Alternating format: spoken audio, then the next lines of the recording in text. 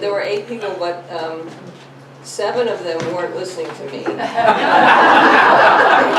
the one who was listening didn't like what I was saying, so it was an experience. So I'd like to start by reading a poem that I wrote for Matt. I've got to write that in here.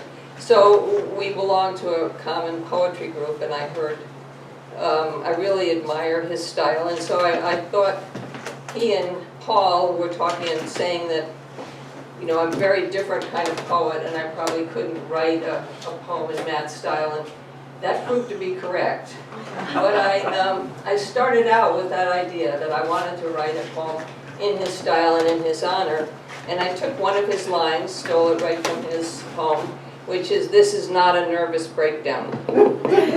And so I played with that, and I tried to do it, but you'll see it goes off on a tangent. So this is called, "This is not a nervous breakdown.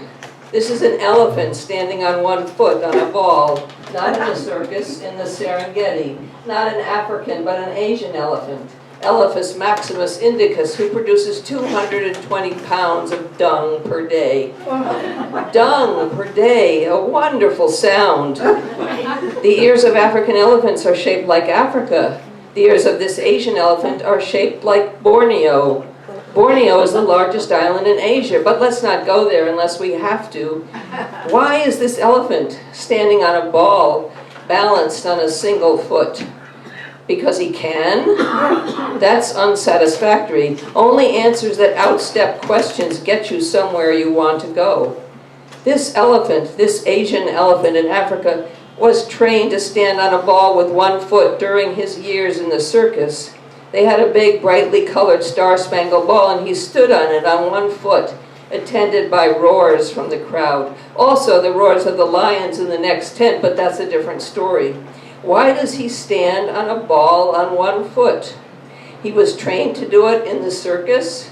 Still unsatisfactory. Nothing explains anything. Not elephants, not Borneo, not Bornean elephants, who happen to be pygmies.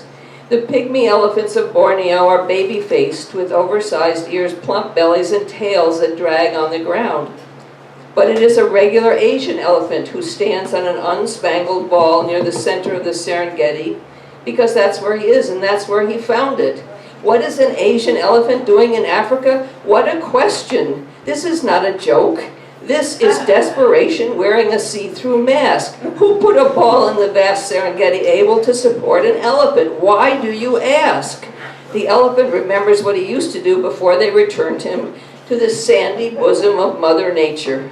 He does what he was trained to do and stands on the ball, a plain, blue, somewhat dirty ball, about the size of a beach ball, but vastly stronger. He can almost hear a crowd roar its approval. That is not why he stands on the ball.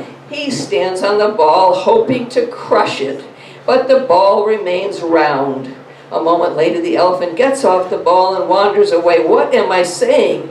I'm saying this is not a nervous breakdown. This is not a nervous breakdown, and they did not leave me, all of them, the elephants, the lions, the unremarked upon baboons. They did not leave me in Borneo at a mall with smug little pygmy elephants whose smiles could drive a person nuts, could turn a person's thoughts to 220 pounds of dung. This is not a nervous breakdown. This is a bunch of pygmy elephants without balls in Borneo. Borneo, where you've never been, where you, believe me, never want to go.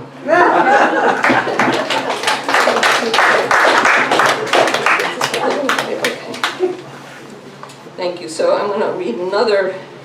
I'm really glad that Kuhn is here, and he accepted 2 of my poems into the Chrysanthemum anthology, which I'm really happy about, and this is one of them. It's a new poem, and I just added an epigraph. So it's called Gender, and the subtitle is The Box of Broken Toys. And there's an epigraph from the Merriam-Webster website. It is increasingly common to see they and them as a person's pronouns in Twitter blog, email, signatures, and conference name tags.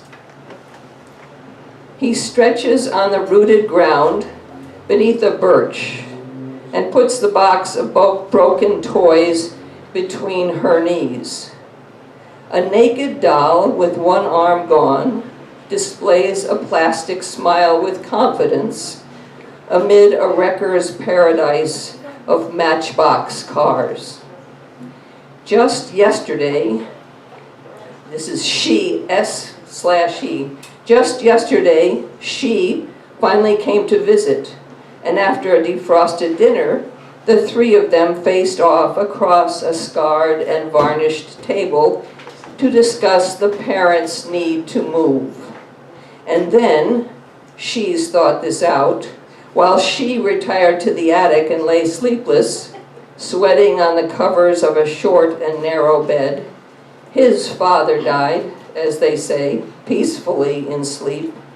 Her mother must have come awake to find her husband gone, and did not summon help, but lay there stubborn, demanding that her Christian God should take her too. So she, or he, their one adulted child, came down the crooked stairs this morning to find them lying nearly straight beside each other. Colder, stiffer than in life, a knife and spoon laid out for dinner. Cell phone calls between white mugs of bitter coffee have set the wheels to funeral in motion. The parents presupposed the genders she was heir to, the one born into and the one assumed. But now the parents' deaths reduce all gender to a child's neutrality. It's just a child who reaches in the box and raises up the doll, finds tiny clothing in a metal tin for bandages, and manages to deck that sexless plastic body for a funeral in dress and hat and heels. She, he, they, just a child, the only living person present at the scene.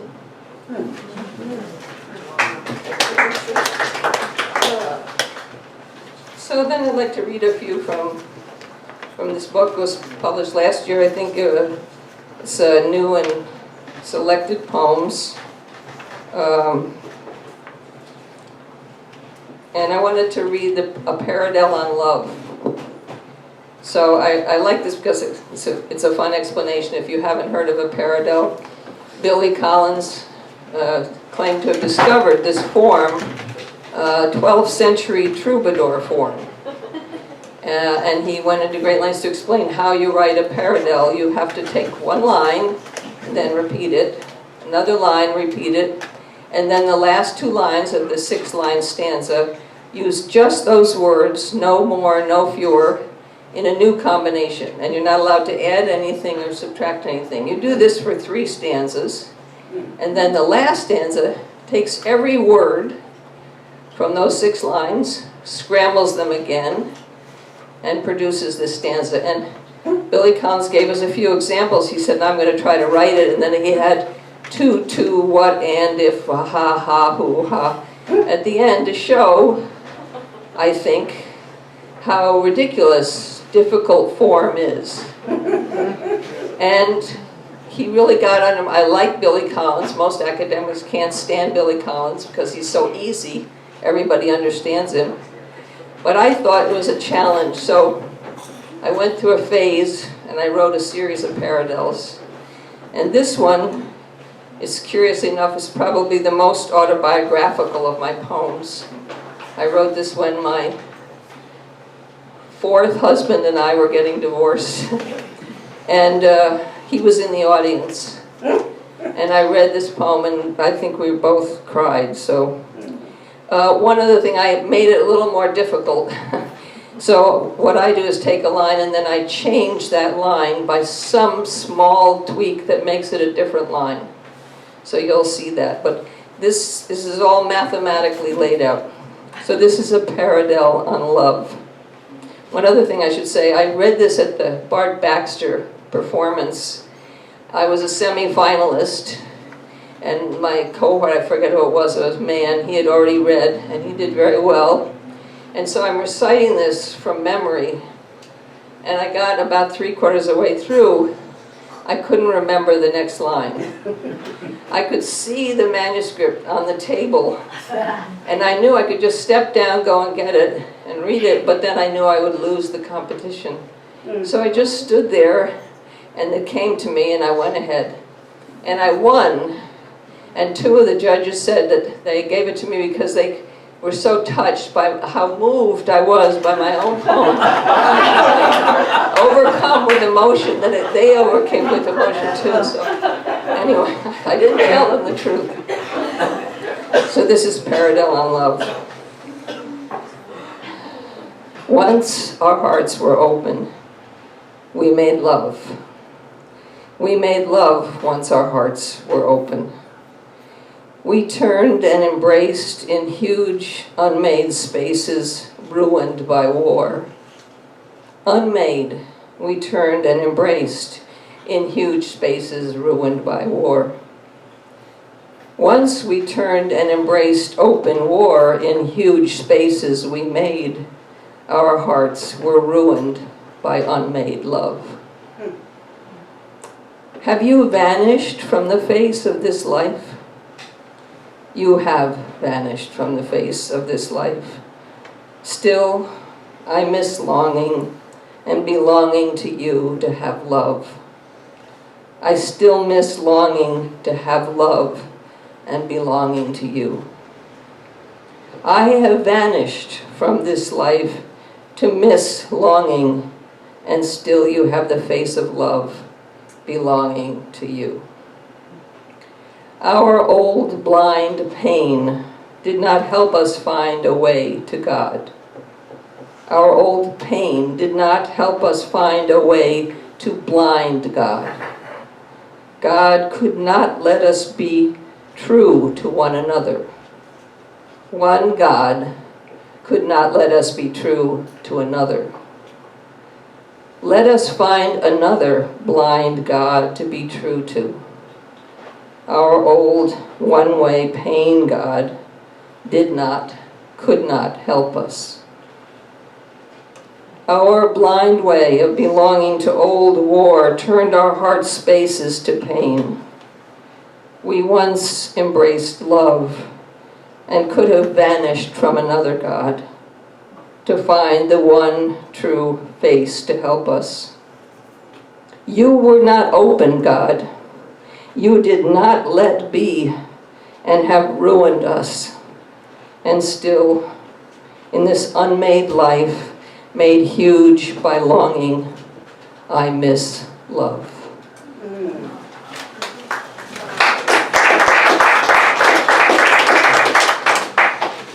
Okay, I'll try 2 more. This one's sort of an outlier. It's called Rodin's Girlfriend, and comes out of my experience. I like to try to write something in fiction, drama, and poetry. And this was the first one, and it became a play, and I performed it on TV. Anyway, this is called Rodin's Girlfriend, and it's Camille Claudel, and everything in here is either factual or could be factual. Welcome to Monterey, asylum for the crazy and the inconvenient. Why, I wonder, have you come exactly now, November 19th, 1917? I've had visitors before, but 1 or 2, not several. Never mind, I'm prepared to talk about what used to be my life. Once upon a time, I was Camille Claudel, young and beautiful and gifted. I'm 53 now, and as you see me. The first time I saw Rodin, I was 19 and thought intelligence led to happiness. Rodin had detected a word test to distinguish what he called sculptural promise. He asked me to say 2 nouns quickly without thinking. I answered, and he took me as his student then and there. Much later, when we first made love, he told me future sculptors favored an abstract human combination. I had answered, maiden and death. So then I asked, but of those two, death and maiden, which is human and which abstract? So now here I am, an ancient maiden, and here you are. You came to tell me what I already know. Rodin is dead. Long live Rodin. Despite all that happened, I would grieve for him, cast myself headlong into mourning here in front of you, but we dead are not famous for emotional displays. Death messengers, you were like years ago me, hastening through Paris streets, trying not to bleed and bleeding. Arriving at the studio, finding him alone, imagining his hands on my breasts like milking spiders, I said, Auguste, I lost the baby. I was squatting to relieve myself when it dropped out down into the Paris sewer. I heard it cry out when it landed in the moving muck. Ah, you took something, he said, and a smile slashed the bottom of his face. Poor Camille.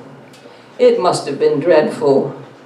You must have thought life as we know it was coming to an end. He didn't understand. Life as we know it is always coming to an end. I hated his smile. I hated his gratitude. He was grateful because he thought me guilty of the murder of our child. I'm exhausted. Let me close, please, with a benediction. Imaginary God, tormented and tormenting in the name of love, have mercy on our souls, so human, so abstract.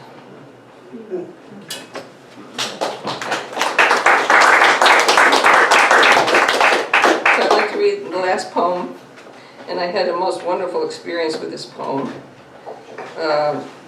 I wrote this, and I got to read it in front of the Seattle Chamber of what is it? Nick Licata, the Seattle Council, City Council, that's what I'm looking for. And so you read the poem, and then after you're done, you leave the room. And I hope I can find it. Oh, here it is. So I left the room, and then I stopped in the corridor, and they have a TV with the sound, and you get to hear what's playing in the chamber. And the first guy got up, he was talking about police abuse. He had 3 minutes, and he got up, and he had tears in his eyes, and he referred to this poem, and he said, I'd like to thank the poet. Oh. And it was sort of a little bit like Tom Sawyer, he's hearing his own funeral. I got to hear, and he had no idea, of course, that I'm standing out in the thing, but this poem was also the easiest.